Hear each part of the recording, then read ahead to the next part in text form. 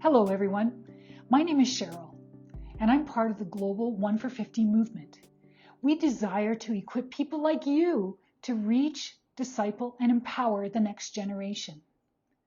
Psalm 78 verses 4 to 7 says, "We will not hide them from their descendants. We will tell the next generation the praiseworthy deeds of the Lord, his power, and the wonders he has done.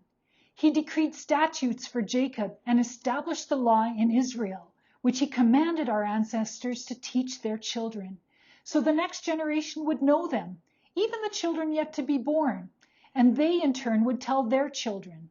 Then they would put their trust in God and would not forget his deeds, but would keep his commands." Building faith into the next generation is everyone's job. It's something for all of us to do, the family and the church family. This yellow substance here represents the church. The church exists to shine a light into the darkness, a light that highlights God's goodness and reveals his Son so that the world can understand and know him. The church helps our children to see who God really is and is a significant force in a child's spiritual growth.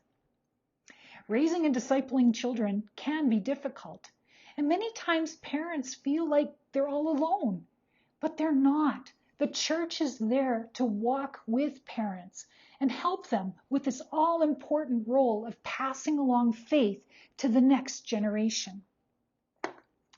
This red substance here represents the family, and the family is important because of its responsibility to love and to demonstrate the character of God through unconditional relationships. The red color represents the heart.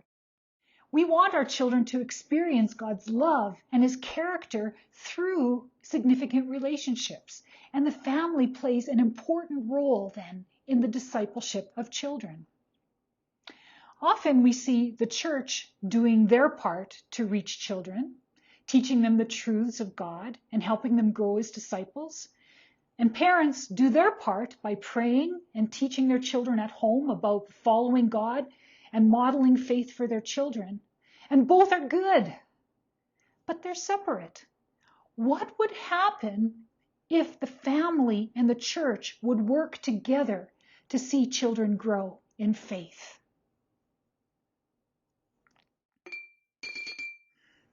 There we go. Whoa! Look at the impact when the two of them work together. When the church and the family are working together, the impact is multiplied many times over. The red and the yellow colors have blended to become orange, a new color that's formed by them working together. Churches, in the same way, can help families disciple children. They can have intergenerational worship services, parenting seminars. They can have family service projects, family camps, just to name a few ideas. But when families and churches work together to pour into children, an overflow of love, truth, and joy flows from their lives into others. Let's continue to work together to disciple our children. Thanks for joining me.